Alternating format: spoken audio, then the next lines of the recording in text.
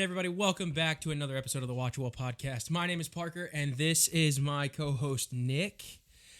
And we're finally in the Ohio studio. Yeah.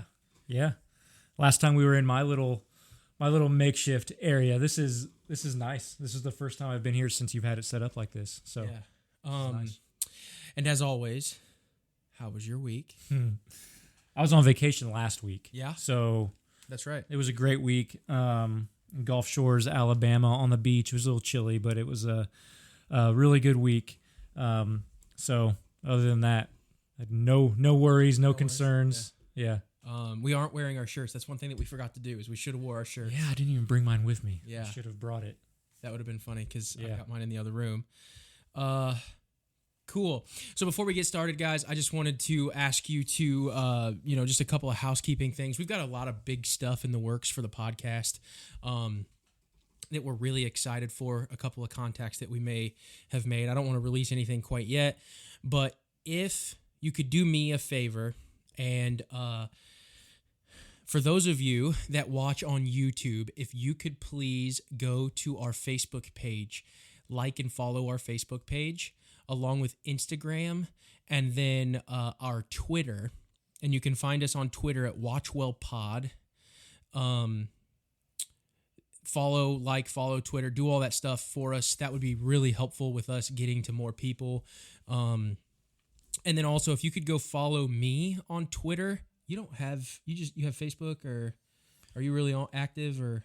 Oh, I'm not active at all. Active? Yeah, I'm not active. That's one of the areas where I'm not that great. Yeah. No, that's okay. But if you guys could go follow me at Twitter, I am at Real Parker Brown on Twitter. I'm pretty active on Twitter. Love Twitter. It's actually a lot of fun. I probably need to be on Twitter less because it can get me into trouble. It is so fun. Really? I love it. You just enjoy it? I just love it because there's so many people on there right now that are, at least whatever is, I don't know, my algorithm or something comes up, and it's a lot of people saying a lot of biblically based things, and there is no filter, man. They are unashamed of the gospel, and it's great. And then there's other people who are not, and it's a dog pile. Yeah. So I bet it's the extremes, just like it's the society. Wild West, and it's so fun. I need to check my mic here. Yeah, we're good. Okay, sorry for the audio. Cool. So if you could go follow the accounts, that would be great. And if you're new, welcome. We are right here on YouTube, the first and third Friday of every month. We release a movie review episode, and if you're new, we're the WatchWell Podcast, and we review movies through the lens of Scripture. Kind of like we kind of build the podcast around Acts 17:22, and we kind of try to model the Apostle Paul when he goes to the Areopagus on Mars Hill, and he preaches to the people on on Mars Hill with all their idols. And he finds the unknown idol to the unknown, or the idol to the unknown God. Yep. And he says he uses that as a gateway to preach about the true God of Scripture. Mm-hmm. And we do the same thing. We just use Hollywood as our Areopagus, essentially. Mm-hmm. And we use movies to just demonstrate the gospel and the biblical truths, plain as they are. And even if movie producers, actors, directors don't believe, they can't help but tell the stories that are only capable by a God who created everything and what's written on our hearts and all of those things. So I just kind of wanted to remind everybody of that, put that out there for one of the newer episodes. I think it's been a minute since we've kind of mentioned those things. Check mine too. Yeah. And make sure that everybody's on, kind of on the same page. So that's kind of our thing. We love talking about movies. So in short, our podcast is for the movie buff who's serious about their Christian faith. Absolutely. I think that's all I got. Covered it. Awesome. Check out our trailer too. Yeah. If you go to our YouTube page, you got the trailer up there. Yeah, it's pinned at the top. Yep. I think I shared that on Twitter today, but it was I retweeted and added somebody. Okay. I sent it to them. And you don't know who? I can't remember. I think You're just on Twitter so much nowadays, right? The last couple of days, I'm averaging like 30 tweets a day. Oh, wow. Yeah, so I'm pretty active. Yeah. I think it's a lot of fun. So are all of those on WatchWell, or are they on your personal? They're on my personal one. Your personal one. At Real Parker Brown. Yeah. All right. You'll have to. I don't know. You may tune into my Twitter and be like, I don't want to be on this. Yeah, podcast I don't want to. I don't want to be around. Can't handle this. Cool. So we won't hold you guys any longer. We will get to the movie. So this movie that we are doing today is Wonka. The new Wonka movie. Yeah. This is so cool that I get to actually look at you in person and have a conversation. And we just spent like 2 hours downstairs at the dining room table talking to. So it's so great, man. It's so great. Yeah. Okay, so Wonka, you want to take us away, Nick? Yeah, so Wonka is 2023, just released in December of this past year. Great. I'm getting ahead of myself here, but very popular. It was a very, very popular movie. Rating is PG. It was, and again, it's very popular. Made $631 million worldwide. Had an 83% Rotten Tomatoes score, 7.2 IMDb score. I'm going to skip the letterbox because a lot of people don't really follow that much. And then plugged in movie reviews. So they rate movies based on the content for kids and whether kids should be viewing it, or really whether anybody should be viewing it. So they rate Wonka as a medium for kids, light for teens, and light for adults. So as we usually do, any initial thoughts on those ratings? I think it's spot on. Spot on, yeah. So with that, Wonka is based. I'm just going to read the synopsis. Wonka. I need to slow down a little bit here. We're excited. Yeah, this is fun. Wonka is based on the extraordinary character at the center of Charlie and the Chocolate Factory, Roald Dahl's most iconic children's book and one of the best-selling children's books of all time. Wonka tells the wondrous story of how the world's greatest inventor, magician, and chocolate maker became the beloved Willy Wonka we know today. Anything from that? Any thoughts on the synopsis? This is absolutely a kids movie. Mm-hmm. Yeah. Like I would put this up with, like if I didn't know anything about this movie and like you sat me in front of a screen and hit play, I didn't see any of the opening credits or nothing, I would have thought it was a Disney movie. Mm-hmm. Has that tone, has like that very lighthearted, easy, maybe not modern Disney, but very easy to watch type of feel to it. Yeah. Yeah, I'll keep the other thoughts. Yeah. As we keep going. I don't want to get ahead of myself either. Okay. Yeah. So I agree with you. It's definitely a kids movie, which is different, probably different than all of the previous versions of Willy Wonka. So like you go back to the 70s. I don't know if you've seen them. Yeah. Like the Gene Wilder where he plays Willy Wonka. I mean, that's my favorite one out of all of them. Those probably are a little bit more serious, or at least they take themselves more seriously than this one, maybe. That's got like the you seen Chitty Chitty Bang Bang? Mm-hmm. That's got the very same tone as Chitty Chitty Bang Bang. Yeah. I mean, I know it's probably from relatively similar times, similar eras. Yeah. But yeah, it's very much different than Sensational. Because then the next one was the Johnny Depp. Yeah, the Johnny Depp one. Which I think I've only seen one time. Yeah. But the tones are very different. It's a little bit more family drama. Like you would think it, maybe you see it on ABC Family or something. Yeah. I'm sure they maybe even played it a couple of times. But this was very much in between those two extremes. Yeah. You have the Gene Wilder original, 70s? I think 70 or 71, and somewhere around there, the Johnny Depp's Willy Wonka. Yeah, which is Tim Burton. Tim Burton was who directed that, so that one's like got its own quirks, and it definitely has some dark undertones. Yeah, very much so. Which I love Tim Burton stuff. Do you? Yeah, I'm not like a super geek fan, but I do like. I like the darker tone of those. Yeah, but definitely the Charlie and the Chocolate Factory from early 2000s. There's an undertone of like. I feel like I'm going to overstate it, but I don't know another word to use, but like sinisterness. But I think really what I'm coming back to is just the dark feel of the movie as opposed to this is I think you're spot on when you say this one is absolutely a kid's movie. Yeah. Like it is made for whole families to enjoy together. Like I would have no issue letting any one of my kids watch it at any age. Right. At any age, and then the only reason why they wouldn't want to is because they wouldn't understand what's going on. So like the maturity of understanding would come before like parental guardian like guidance on filtering content. Right. Yeah. So yeah, very much more lighthearted than Tim Burton's Willy Wonka or Charlie and the Chocolate Factory. So this movie was directed by Paul King. Have you ever heard that name before?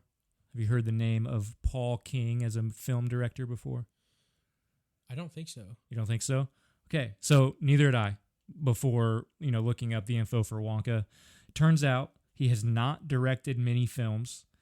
So the reason that we like to talk about this kind of thing, talk about directors and things like that, is because if you want to know what is behind a movie, or you want to know what the meaning or themes or what the message in a movie is or in a film, then you should really, one of the things that you should do is look to the director. Who is the one making the movie? Who's the one responsible for making decisions about casting, decisions about this is what I want this scene to look like. Why did they make that? So there's just a lot of things that you can learn, usually, if it's a well-known director.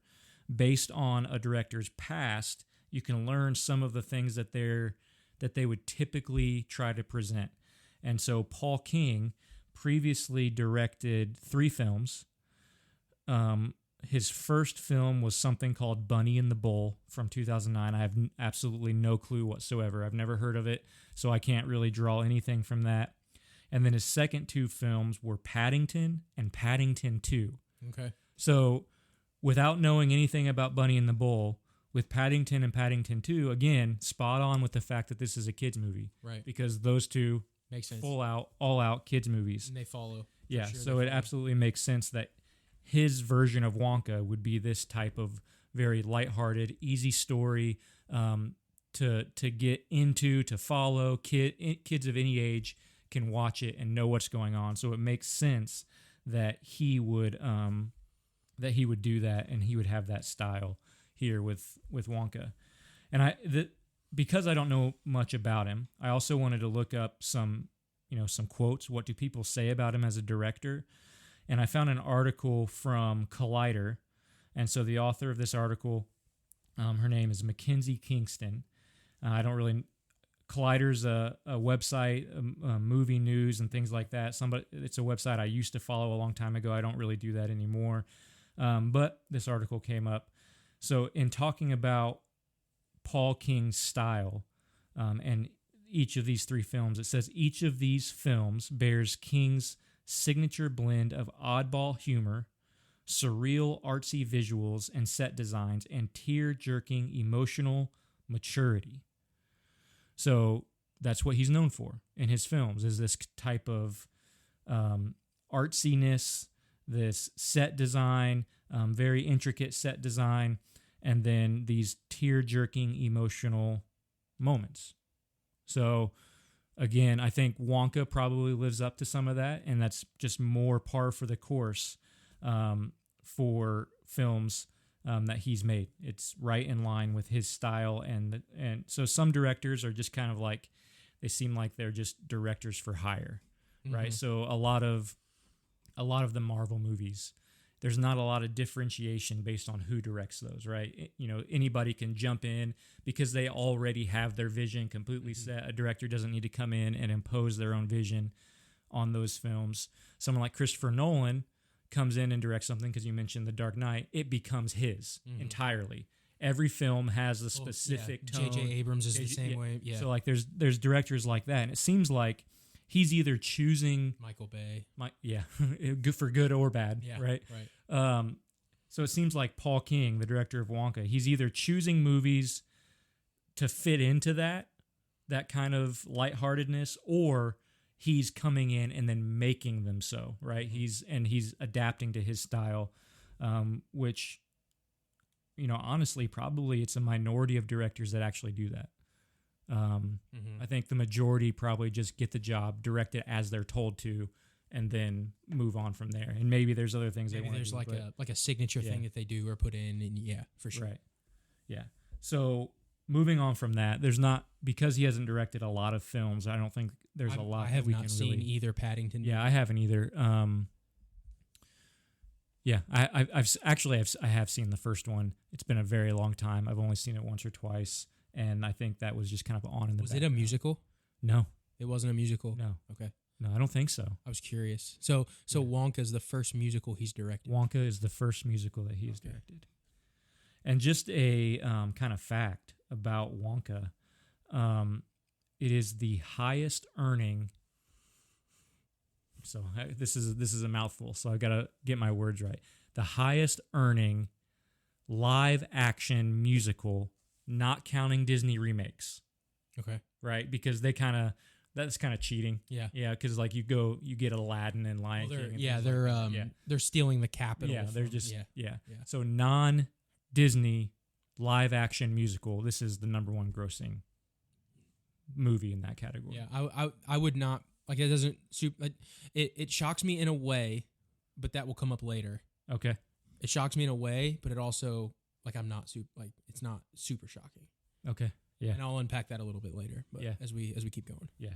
So what's your review? Like, my review, I would not say... talking about Bible things, but just your review of the film. So I would say it's difficult for me to give a review because I knew nothing about this movie going into it. Mm-hmm. Did you know that it was a musical? No. Okay. So, and I actually enjoy musicals. Mm-hmm. So I'm okay with musicals. I mean, like, I'm not a super musical musical movie person where I like go seek them out. But there are musicals out there that like I would choose to watch over other non-musical movies. Mm-hmm. Like Chicago or now I'm not going to be able to think of any of them. The Greatest Showman. Well, yeah, and I was going to bring that up. So the only reason why the numbers shock me with the grossing is because of that movie. That was number one before Wonka. Okay, so that does make sense. So okay, I got you. Anyway, beside the point, my review is that I was actually a little bored. Really? Yeah, I was a little bored. And I think I don't know if it's fair to the movie to place the blame on the movie because I was bored. Okay, that's interesting. I think I was bored because my favorite part of Willy Wonka is being fascinated by his factory. Okay, and that doesn't exist yet. That doesn't exist. Right. And when I think of Wonka, I thought the movie was going to be more about him. It was very similar, but it was almost like it was a prequel to my expectation. Yeah. Does that make sense? So I wanted something before Gene Wilder's movie, but not this far. But not that far in the past. In the past, yeah. Right? And I think that's why I was a little let down, because I was let down and bored through the entire movie until the very last 5 minutes. Yeah. When he started creating the chocolate factory, and I was like, this is amazing. This is what I wanted the whole time. That emotional payoff of like, I spent an hour, an hour and a half? Or something? I don't know how long. And it's not incredibly long. And not incredibly long. So I was like, I spent all this time putting all of this emotional capital into this story. And the entire time I'm like, there's no payoff. There's no payoff. And then at the very end, the last 5 minutes, he builds the chocolate factory. And I wanted that. I wanted more about... I wanted more about the idea of the golden ticket, not necessarily his origin story. Okay. So I wanted because like there were hints at the movie of the golden ticket. At the very end when he opens up the chocolate bar. Sorry, spoiler alert. Like we kind of gotten lazy on the spoiler alerts. Yeah. But our last movies have been kind of old. Yeah, they've been older. Yeah, Forrest Gump was just released as we're recording this today. Yeah. So and go check Forrest Gump out. Yeah. Anyway. Yeah. Shame that would have been a good intro. Yeah. It would have been. Throw that up there. We really got to figure this out. Anyway, we he opens the chocolate bar. It's got 6 pieces, and he's got the like that. It's kind of a gold wrapper, and that was kind of a hint to I think the golden ticket a little bit. But I wanted more of like, he's got the chocolate factory, he encounters a problem, and I wanted to know more about the golden tickets. Yeah. And then it goes right into, and it ends right before, like, maybe Charlie gets the bar. Or he said, like, Right. like something like that. Yeah. So you were hoping to at least come right up to the point where the Gene Wilder movie picks up. So that's why I was bored. Now, if I would have known a little bit about it and could have prepared, I think maybe my expectations would not have been in a different storyline. Yeah. And I would have been able to enjoy the movie a little bit better. Now, I think the music was underwhelming. Okay. I think the lyrics of the songs were good. There were a few times where I was like, "Oh, that's kind of cool. I like the idea." You know, one of the very first songs, not when he's coming in on the boat, but when he's got the chocolate jar, and he's like, "I'm going to share my chocolate." And it's the first time he's kind of out in public, and they start floating. I like that song. Yeah. And then there were a couple other songs. I like the Scrub song. Scrub It. Yeah. Yeah. The Scrub It. Scrub. Scrub. Yeah. Yeah. I like that. When he built that contraption to help so that he with could the dog. away with the dog. Yeah. So I thought that was clever. So I thought there were clever parts. I thought but I think if you compare it to The Greatest Showman, the music and the meanings behind the songs just don't compare. Oh, absolutely. Yeah. And spoiler alert, I don't know what order these are being released in, but we're going to record an episode on The Greatest Showman too. And if you're comparing the music in the two films, I think it's not even really comparison. The Greatest Showman melodically, like, it's just incredible from a music standpoint. So I actually saw this twice in theaters. And the first time, not necessarily because it was my choice, but the first time that we went to see it, we were looking for, it was in December, so during Christmas break from school, and we were looking for some things to do with the kids, and like, that's something that's incredibly difficult for our family specifically because the kids are 9 years apart. Right. So when we want to go see a movie, we've got to find something that appeals to a 15-year-old, right, and a 6-year-old, right. And it's like there's just not many things that appeal to both of those. And to make it even worse, you have male and female. Male and female, yeah. So 15-year-old male, 15-year-old boy, and a 6-year-old girl. Right. Like, 6-year-old loves drama and emotion and can't like get further apart. Sass, and then 15-year-old's kind of calm, quiet. Yeah, you can't get any further apart. You can't get more different. So the 15-year-old, sometimes we're just like, we're going to go see this movie. If you want to come, we want you to come with us because we want you to be a part of it. Yeah. But we know. We totally understand. You don't have to come. Right. And so he actually came. He came to this movie, and so that was a really good thing. And honestly, this is one of the few movies I think we could have watched that would appeal to both. Yeah. To both age groups. So would he have liked Greatest Showman? He. I didn't ask him we watched that together too, and I didn't ask him his opinion. I don't know if he liked it. He was kind of upset that we were watching it together as a family because he wanted to go play video games or something, but I don't think I asked him his opinion of it, so I don't know if he liked it. That's super interesting because they have a different feel. Oh, yeah. Yeah. So I don't know if it's because of the characters or like what, but I would expect him to like Wonka more than Greatest Showman. Maybe. Yeah. I don't know. And then I think the story applies a little bit more than superficially. I'm speaking. If you just, I'm actually going to get into that in a second. I'm going to jump ahead of myself if we get too far into that conversation. Okay. I don't want to break the. So my first impressions were just that. It was just I was excited to be sitting in a movie that I could tell right off the bat. Okay, I can tell that this, whether they actually like the movie or not, this is going to be a type of movie that if it's well done, if it's a good film, they'll enjoy it, right? Right.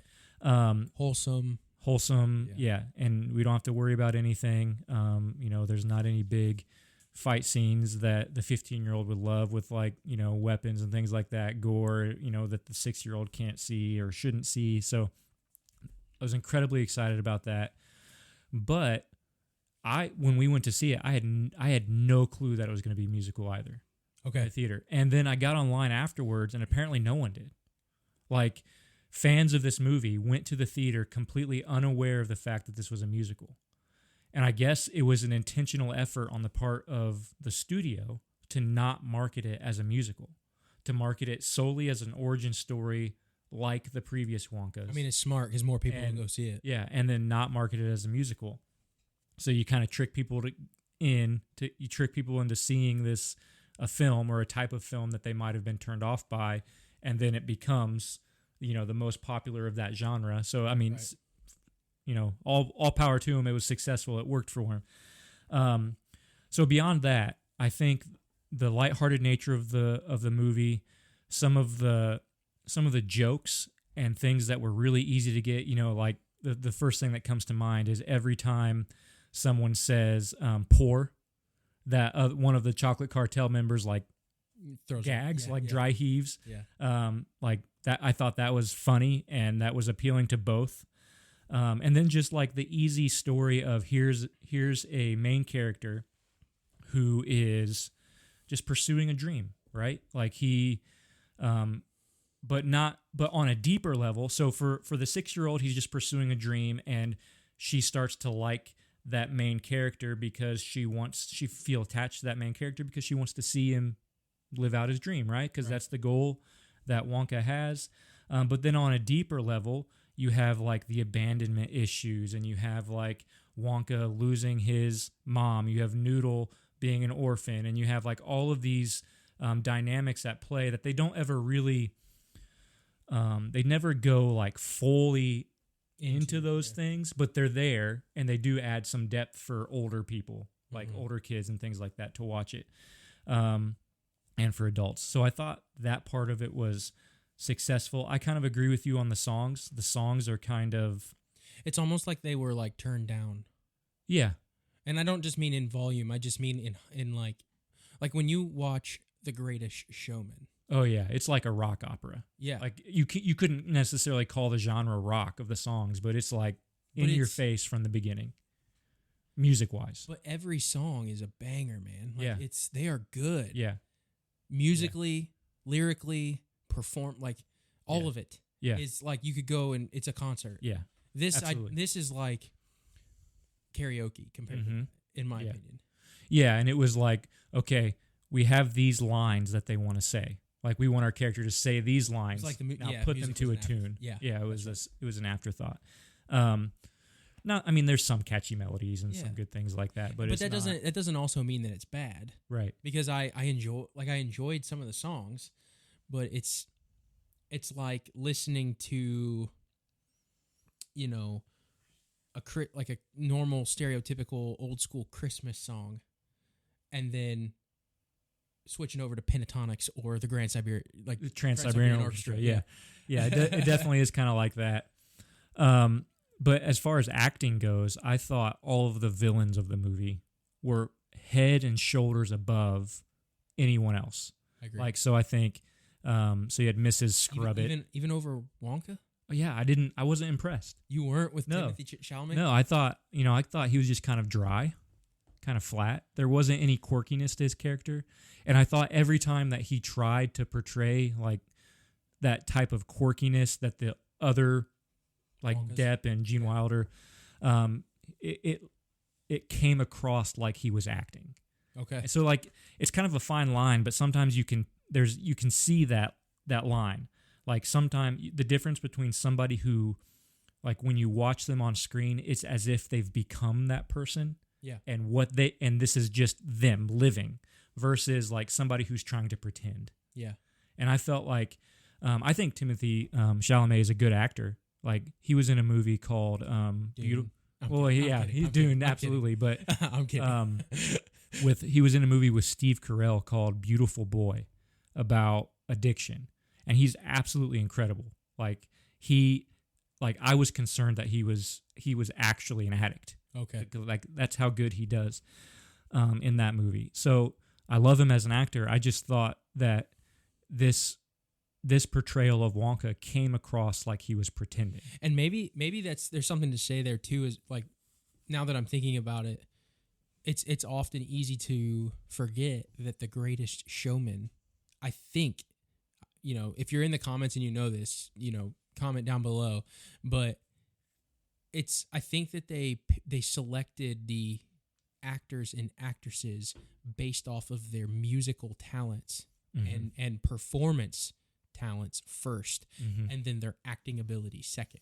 Yeah. And it was almost as if for Wonka, they picked the acting ability first, and then we're like, well, now we need to choreograph dance scenes, and you need to dance, and then you need to sing. It's not like Hugh Jackman is a singer that just happens to be Wolverine. Yeah, yeah. He's not Wolverine that learned how to sing so that he could do the greatest show. You know what I'm saying? It's like kind of the same way with Zac Efron. Like he was musically trained in dance as well before he was like a basketball player in High School Musical. Right. Yeah. And then he just, because of that character, he was just branded as like the cool athlete because that's what his character was. But he was trained in the other first. And maybe that's why it was a softer punch, Yeah. Yeah. So I thought all the villains really outshined everybody. So like specifically all three members of the Chocolate Cartel. Right. I thought like, I can't remember their names off the top of my head, but they were funny. I thought they were awesome. They were the highlight every time they were on screen. And then Hugh Grant. Hugh Grant, he was pretty good as an Oompa Loompa. Yeah. I think if I had to pick my favorite, it'd be him. It'd be him. Because I actually turned to Kayla and I was like, I really like Hugh Grant as an Oompa Loompa. Yeah. I said that in the middle of the movie, so I gotta stay consistent on that. Yeah. Yeah. I guess there's some controversy about that though, because this is the first time that an Oompa Loompa wasn't portrayed by an actual dwarf actor. So was that appropriation? I don't know, but which way did the... Well, I don't know exact. So it was a criticism of the film because the 70s version actually employed real dwarf actors and didn't use special effects or anything. Same with the Tim Burton version. Yeah. And so this was the first time that an Oompa Loompa was portrayed by a non-dwarf actor. It didn't bother me. I didn't have an issue with it, but there was controversy. Yeah, but you know the controversy in like the victim Olympics. America is in a bad place when you aren't sure which way the victimhood is going to turn. Are they upset because they didn't employ the dwarfs and they were like jobless, like they didn't have the jobs, equal representation, equity, all those things, right? Or was it because a normal person was appropriating, or both? Yeah. Like it might have been both. It may have been both. It could have been both. But I think the criticism that I read was more so that there's a limited number of these roles, and so therefore they should go to those people. Again, didn't upset me, but that's the criticism that I read.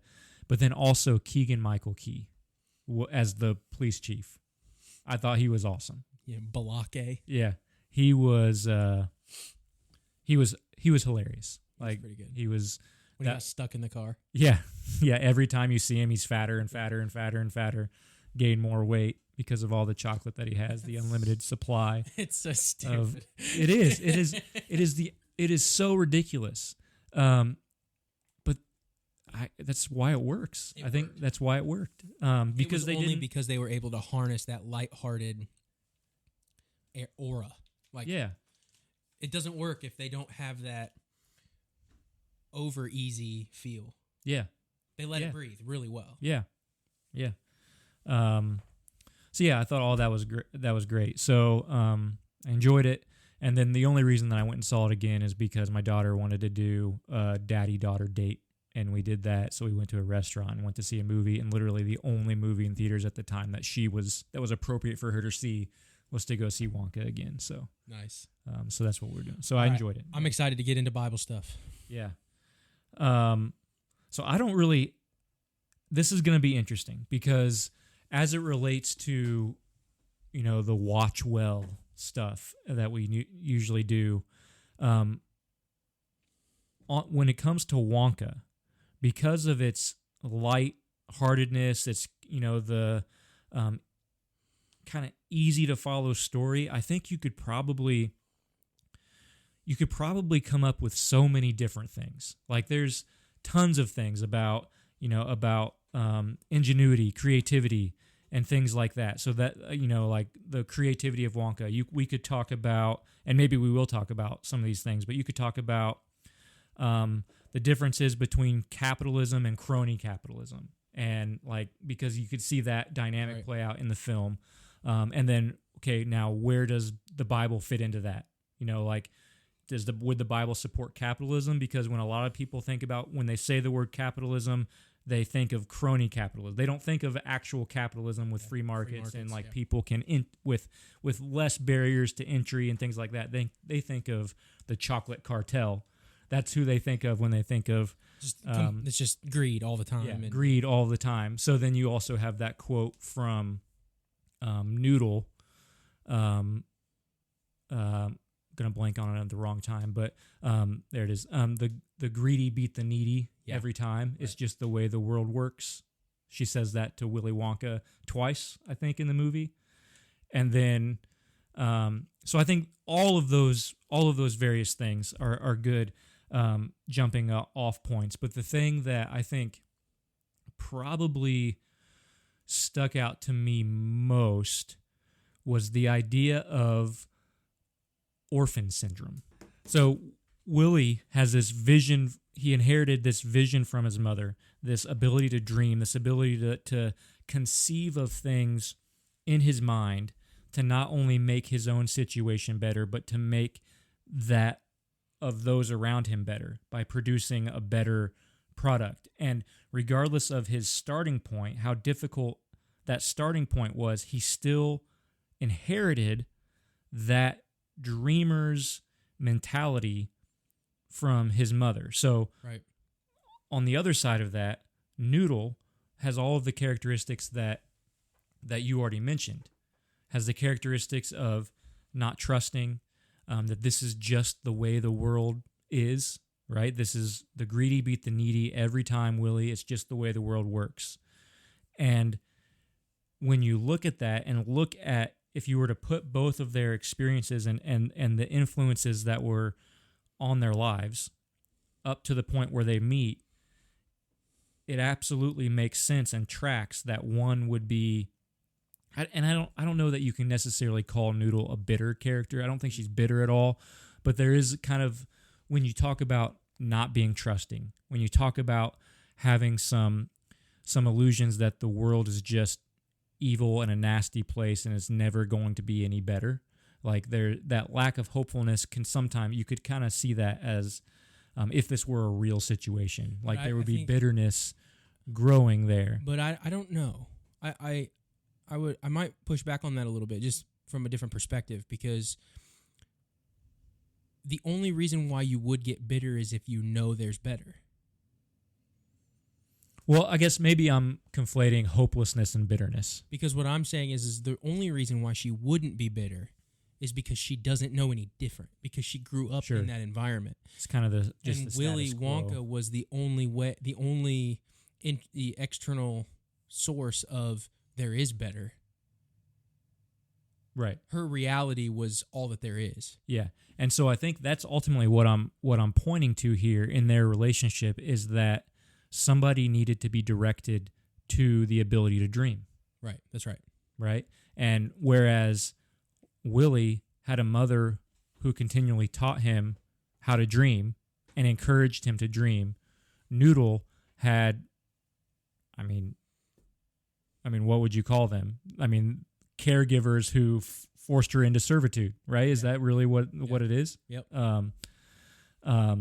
So there's just that juxtaposition. But then in addition to that, I kind of see people, human nature, humankind, we kind of have this simultaneous living life as if we're both of them, Wonka and Noodle. On one hand, we see evil things in the world and we kind of turn away to it because we're hopeless that it can ever change. So in the Christian's life, what that looks like is being like, I'm not going to share the gospel with that person because they're never going to accept it, right? There's something better. I'm just jaded to it. I've been I've been yelled at, or people have turned me down so many times. They're not going to come to my church. They're not going to listen to me. They don't want to talk about religious things. They don't want to. So I'm just gonna ignore that conversation. They might think I'm weird. Yeah, they would. yeah, absolutely. For a second, I thought you were thinking that the people I'm talking about would think you're weird. Like, because you're not willing to stop and not have those conversations. The reason why you wouldn't share the gospel, like one of the often excuses, like, well, I don't want to look weird, or I don't want to be that crazy Christian, Yeah, absolutely. But whatever it is that prompts that, it results in kind of a hopelessness and living in hopelessness, not living as if you have the truth. But then on the other side, everyone has these like visions for a better future.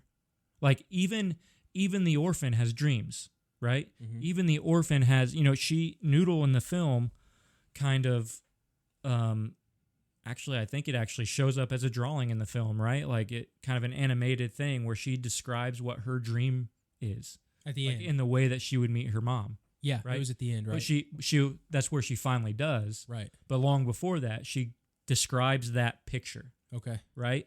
Right. And so you have Noodle, who does have a dream with no hope whatsoever of it ever being realized. And then you have Wonka, who's willing to do whatever it takes. Like he knows how to see his dream and believe that it can actually come to fruition, whereas Noodle's more kind of like just imagining, right? At that point in the film. And so what I'm trying to point out is that we kind of play both of those roles as believers, and even before we come to faith, because we know of the better, and we should know, like, because of Scripture, that no matter what kind of evil or no matter what kind of things we see in the world, that one day everything is restored. And we should be able to live hopeful like Willie does, right? And we should be able to have a vision, but also not be so, not to have the, I think the phrase you used was lack of street smarts, right? Noodle had the street smarts and Willie didn't have it. But we can also be realistic. Mm-hmm. Like, the hopefulness that Jesus in the Bible provides is not a lack of realism, right? Sometimes we act pessimistically and we call that realism, right? We think about the worst case scenarios and we think that the world is, going to hell so quickly and nothing can ever change it and I can't play a part in it. And even if it does go to hell and everything goes bad, I'm not looking towards like God. I'm not looking towards Jesus and seeing him face to face. Like, this is my situation. I'm just in it, and this is how it's going to be until it ends. Yeah, it's I think it even stops even shorter than that, from even faith things, I think it's like, it's still your point, and I might even be a little repetitive here, but any dream at all, right? You get people that are just, you can't do that, or it's going to take too much work, or, I'm just being honest. Mm-hmm. Like those things, like, I'm just being real. Yeah. I mean, that's kind of your point where, oh man, I want to open a bakery, or insert dream here. Mm-hmm. I want to travel the world, sell the house, all of my stuff, buy an RV, go travel. Well, you can't do that, Right. There's too many logistics with that. I'm just being real. Mm-hmm. Yeah. So I don't even think that it stops. I think what you're saying is it's kind of double dipping a little bit, because it's faith and whatever you described. So like, you have the dream, and then you have like whatever that other thing is. And we kind of live two separate philosophies, mm-hmm. or ways of operating, or whatever that would be called. But even inside of that, we separate faith from our everyday lives. So it's like separated twice, almost. Mm-hmm. You know what I mean? Yeah. And then so that's where you get like the Sunday, like, I'm a Christian on Sunday, or at life group on Wednesdays, or wherever I'm at church, I'm a Christian. Mm-hmm. And then through the week at work and stuff, I'm a Christian, but I'm not really vocal, or maybe I'm not even a Christian. Maybe I'm doing other things. Mm-hmm. Yeah. And so why is it, and this is more a rhetorical question. I'm not actually asking the question, but more so to make a point. But why is it that we are prone, even Christians, are prone to a pessimistic, and I'm not even talking about in terms of eschatology and things like that, just I'm talking in everyday life, a pessimistic outlook on life and a lack of hope? Because what we just said, what are the marks of orphan syndrome? Lack of trusting, a pessimism, a lack of hope. Mm-hmm. So what is it that we're struggling with? Well, what we're all struggling with is the reality of this thing called orphan syndrome. Right? We are spiritual orphans who are prone to all of these things. And for the Christian, we're learning to live in the truth of our adoption. Right. We're learning over time. God has, in sending his son to die for us and to ransom us and to pay the price that we owed for our sin, and then to adopt us into the family of God. As we continue to live, we are learning to live in that truth of having already been adopted by God, to already have the status as sons in the family of God. And as we learn that, we develop the ability to dream, to hope, all of the counter things to that orphan syndrome. But sometimes it's still going to come up. Some of us are going to learn and grow at different rates, and we're going to still be prone to some pessimism and to some negative outlooks on life and some lack of hope and all of those things. But when that happens in the Christian life, it's that person learning, or at least opportunities for that person to learn to live in the reality that has already been purchased and secured for them, which is adoption by God into the family of God through Jesus Christ. And for the non-believer, the lack of trust, the pessimism, the lack of hope, the this is all we have type of mentality that it never gets better than this, that's orphan syndrome. It's because those people who have that mentality are lost in their sin and are spiritual orphans. That's so good. And so the answer to this orphan syndrome is Christ, to be accepted and adopted into the family of God. Well, and other orphans for the building up of the church, right? Yeah. We need to support each other, and we need to. That's good. Yeah, I like that a lot. Yeah, and then that's ultimately in a sense, obviously the movie never would never, say it in that way, but that's ultimately Noodle's journey. Is you have somebody who's been taught to dream, that has to teach somebody else to dream. Right. And so you have this person who's trying to make things happen. It started with the mom. Right. Who taught her son to dream, who then needs to and go. the inheritance, discipleship, passing down of all of those things. And so, and then Noodle ultimately regains hope because of the relationship and friendship with Willie. Right. Because she sees hope in that. And then that her dream is realized. She learns to dream. So just like the Christian faith operates and plays out that way, and the way that we live should impact other people, and we should be bringing other people into the faith, giving them hope for their future, giving them hope for the world now, and all of those things. That's exactly what plays out with Noodle and Willie. That's really good. It really highlights the importance of the church, like I was saying. I think that's, when you put it that way and you paint it into that type of picture, the depth of that is powerful. When I was watching this movie, so I have a confession to make. What is it? So I watched this movie last night with Kayla, and I was watching the movie. So it was kind of just on. Yeah. And then I rewatched it this morning. So I watched the first half. Yeah, you were actually texting me about things completely unrelated to the movie. As I was watching the movie. Yeah. So I watched the first half. And then I actually watched the second half last night. Okay. And then I woke up this morning and rewatched the first half. Okay. Really watched it. Right. Okay. Got it. And last night, I was watching the end, and I was like, I'm so bored. And then it got to the end, and I was like, oh, this is awesome. And I was, super pumped. And I was like, I have no idea how I want to take this movie for the podcast. I have no idea. And then this morning, it dawned on me, and I couldn't get anything else out of it. And you have, and I did text you a little bit about it because it hit me, and I was like, I can't see anything else. So we can talk about this a little bit because I want to hear your response. But you've got essentially a money laundering scheme, like generally speaking, right? So you have the three main chocolatiers, the bad guys, and they've got this money laundering scheme. Who are they in bed with? The Catholic Church, or I mean, it looks like a Catholic church, right? They're going to confession, so it would be the Catholic Church. They don't say it. They don't say. Catholic. They call it a cleric, right? Right. A corrupt cleric. So for specificity, let's just say the religious leaders. Okay. So the religious leaders.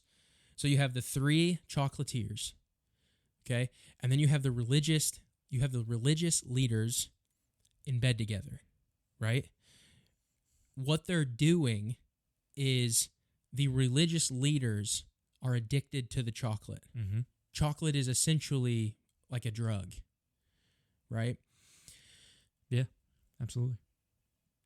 They've got this underground vault where they keep the good chocolate for the religious church of that environment. The three chocolatiers provide that good chocolate for money to the religious church in that town or village or whatever it is, right? And then they water down and give the lay people in the community the crappy chocolate so that they can save and make more money in that money laundering scheme. What does that sound like to you? Well, I already know what you're going to say. So I know. I'm going to let that hang out there in silence so that maybe the people listening can try to answer. If you guys know anything about the Reformation, what does that sound like? That has to be. So that's why I'm kind of glad that you went through the history of this director. I'd love to go in and research his history because it was once I saw it was so obvious that it was mirroring the selling of indulgences, and the chocolate is like the watered down hope, the watered down work, truth, salvation, all of that. Yeah, and then you have this guy Willy Wonka, who comes into town and essentially disrupts the whole operation with his own version of the 95 Thesis and takes the whole thing down, and everybody gets real. You've never had chocolate like this. You've never had chocolate like it. I couldn't unsee it after I saw it. And he's persecuted. He is. Like he's told not to. He's thrown in jail. He's tried defiant, murdered. Yeah, that's interesting. Yeah, I have no idea what the background of, like the religious background of the directors, and I'm sure there's writers involved too that would have a role in like setting their story in that manner. So like to have those parallels potentially be present, it would be interesting to know if even on a minuscule, like just tiny little level, it's so close. Yeah. Obviously, we're extrapolating. Yeah. True. But it's so close. Yeah. There's the parallels are real. I mean, it's definitely there. I wanted to, when you read that, when I texted that to you, because I was thinking about it. I couldn't stop thinking about it. When you read that text message, what was your reaction? Well, I think what I said was, I didn't see that at all. Well, that's what you said. But I could see you just, I don't know. Yeah, that's like, I was like, what? And then you ended up explaining, and I'm like, cool. Yeah, I didn't see that. I said I like it, but I didn't see that. I mean, it was like they took the story and repackaged it around Willy Wonka. Yeah, and maybe there's elements. I don't know if there's a previous. I don't know if the story of Willy Wonka had that in it, like originally, or if this was like an adaptation for the prequel. It just seems so specific to that situation. Yeah. And that story that I can't help but believe that it would Like, you know what I'm saying? That it would be influenced in some way. Yeah. Well, I mean, they definitely they had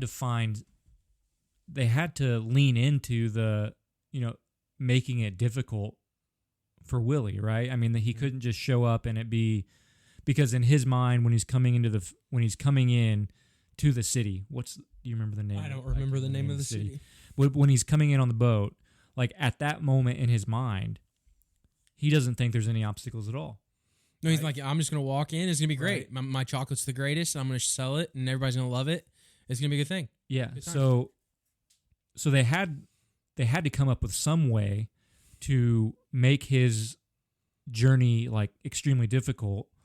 And what better way than every influential entity or person in the film, or the most influential people in the film, are all in bed together, like kind of corrupt way of doing it, and then he has to reveal their corruption, right? It's not just about him getting his chocolate made, but he also has to reveal the corruption. Well, no, I understand.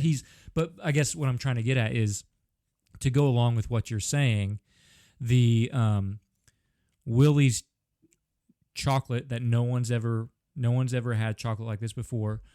Like, even if you were to put that in religious terms before, that would be true of, in a general sense, not everyone specifically, but that would be true of, the Roman Catholic influence at the time of the Reformation, that you've never had faith like this, that you've never had truth like this presented. So you could even put those, you could say those 95 theses, like, you've never had true doctrine presented. Right. You've never had belief like this right before, and you could put those words right there, and it would fit if you were putting it in that time frame. So I definitely see where you're coming from.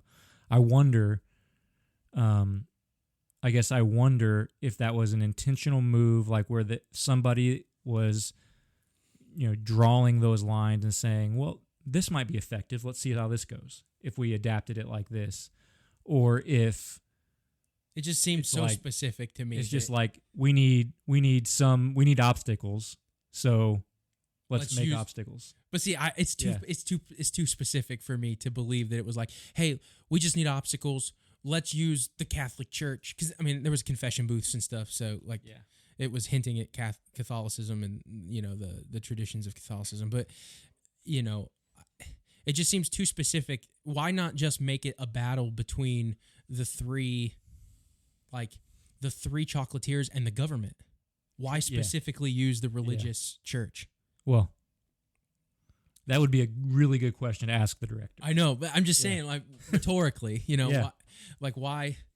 It's almost as if they were like, I just read this book on the Reformation. Let's turn this into Willy Wonka's prequel. Yeah. Or, maybe he has a Catholic background. Maybe there's some elements in there, and he's seen corrupt church. Like, maybe he's been a part of that in some manner before.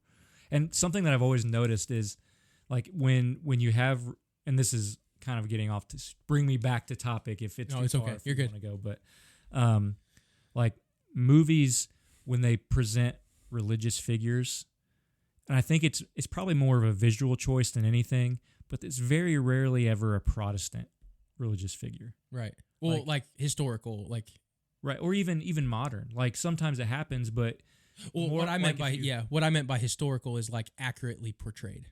Oh, well, yeah.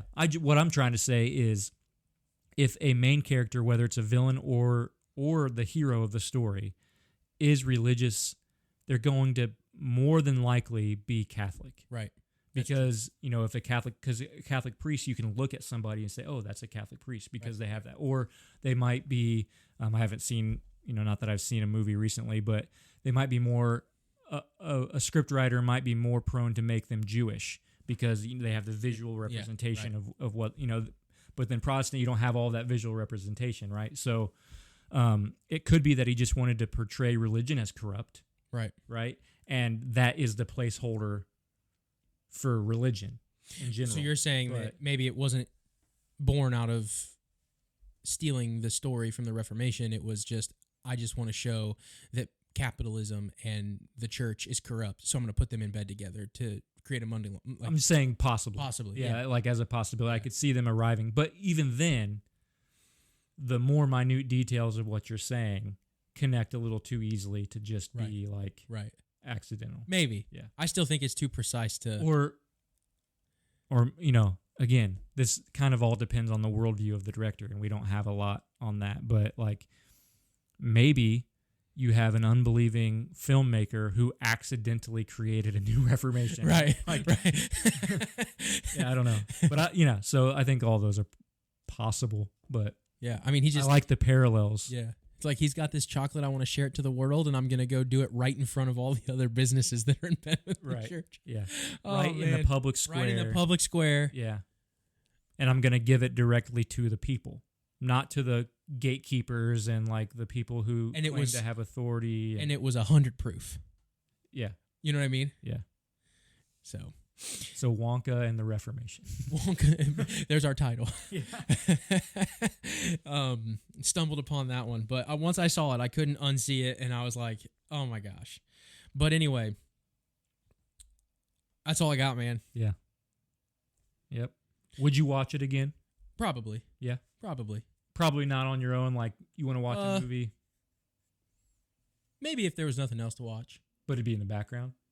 Or would you actually sit? Is it enough like you could rewatch it and actually focus in on it?